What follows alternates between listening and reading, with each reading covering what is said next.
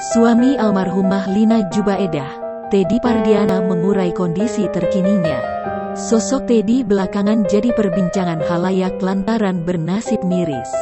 Dulu hidup kaya raya, Teddy kini jatuh miskin dan hidup di gubuk bersama anaknya, Bintang. Nasib pilu itu dialami Teddy usai Lina, mantan istri komedian Sule, meninggal dunia.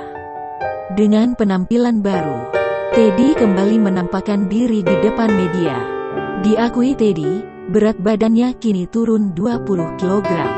Terkait hal tersebut, Teddy menyebut penyebab ia sekarang kurus adalah karena stres.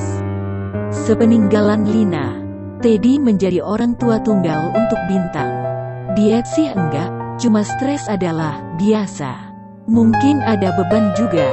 Susahnya jadi seorang single father, imbuh Teddy. Lebih lanjut, Teddy mengaku kini hanya tinggal berdua dengan Bintang.